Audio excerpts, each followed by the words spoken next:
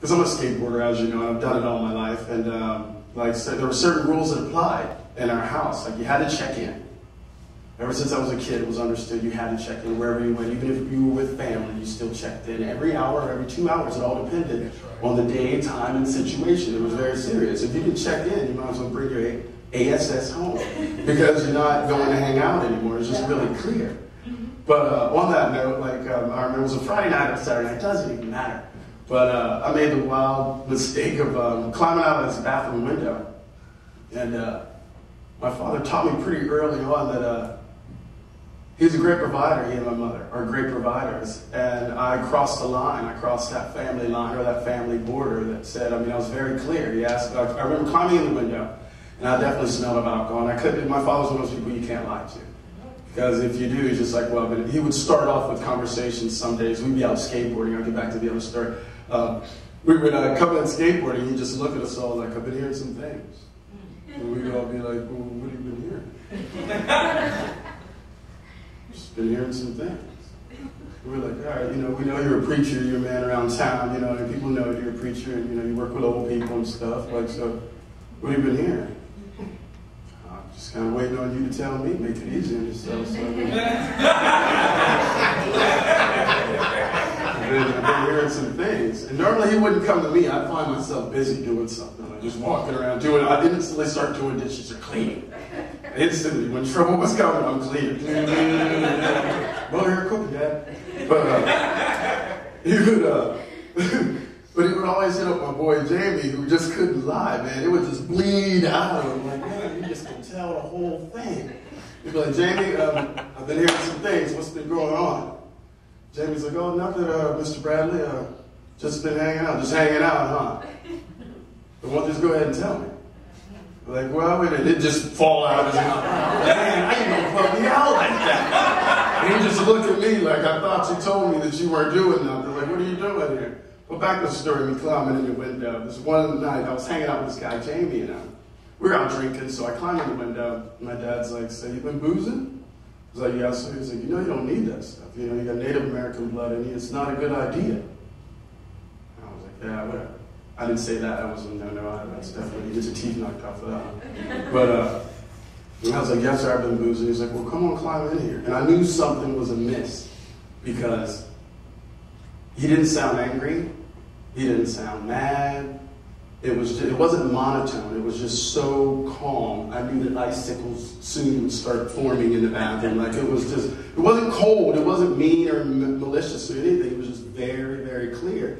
He's like, next time you decide to climb out of our window as a family, you make sure you pack your bags and don't come back. That's right. And his reasoning for this is because we all made a pact together in the house that we lived in. It was an early Victorian home, and we were scrutinized by black folks, predominantly black neighborhood. Harrisburg's a really small town, but it's stuck in a little town syndrome, where it's almost like crabs in a bucket, you know what I mean? If you're succeeding, somebody else most guaranteed is going to pull you down, and it's going to be your neighbor or your pastor or whomever else. I mean, it's serious. They're out to get each other over there.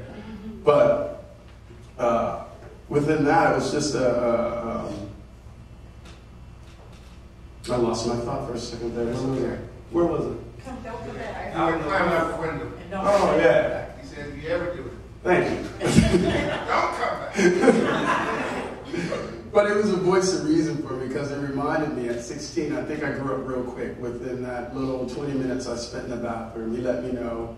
He reminded me that, we had gone through trials and tribulations. We were still at that time living in, and I thought I could get away with something, man. We were living at that time, and it's an early Victorian home. It's 130 years old now.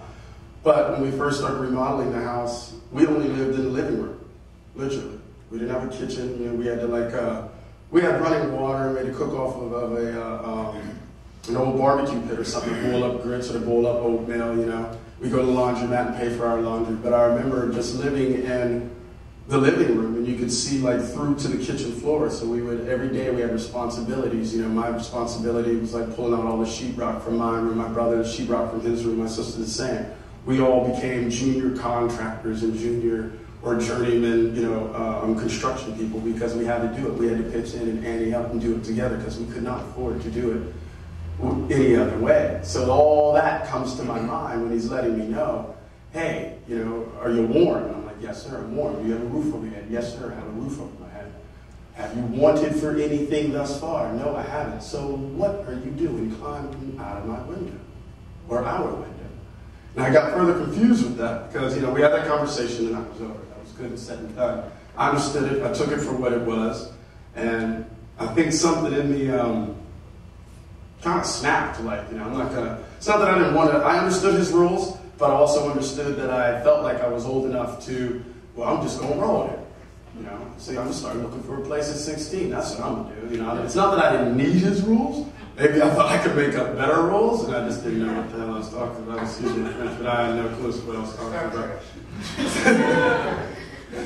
But furthermore, but that, I think that led me to, I think something, like I said, something snapped to me where I thought that, you know, I could, not that I could do better than my father, but I knew that I had to go out there and try to get what I could get and see if his rules applied everywhere else. Maybe that's what it was, and I was confused. So within that 2-year time, I found myself in a gambit of trouble. Like I wanted to do a lot of things. I knew I was interested in the culinary arts. I was interested in skateboarding, but I was interested in writing. I was a good writer. I got lots of scholastic awards. I was accused of plagiarism because of the color of my skin or whatever. Accused of a lot of things, but I was a good student, but I hated school. So I decided to go to arts magnet school, which was a lot easier for me. I only had 2 primary classes, and I skipped Kirkus to go to arts magnet school. But everyone said I was destined to be a preacher. I mean, I've heard this since I was 6 years old. And that that sound in my head over and over, and coming from a Pentecostal background, and Church of God in Christ background, and African Methodist Episcopal background, in church every day. You think this is a revival? Try like more than a few days nonstop, like in children sleeping. I mean, it's a beautiful thing, don't get me wrong. I'm not saying this is not a revival, but where I come from, it's something different, and it's hot. It's always hot when there was a revival. I almost wonder if they added heaters. You know what I'm saying? Was it just me? Was everyone hot and sweaty? There's always church fans going, old women with lots of hats. It's a beautiful thing. It's gorgeous, but it turns into, what it turned into for me, it was kind of like a step show. So in turn, I wound up running from what everyone was asking me or what the Lord was suggesting me to do and what my father was hinting on me doing. He always let me know, just do whatever you do. You can be a janitor, but be the best janitor you can be. And be educated and be a janitor and still work on the things you love to work on outside of being a janitor. Have a job, but work on the things that come true to your heart so that one day you could rest in that. That would be my retirement, like I am right now at Push Heights. This is my retirement because I love to do it. I love to reach people. I love to cook. I love everything I'm doing here, and I'm not going to stop.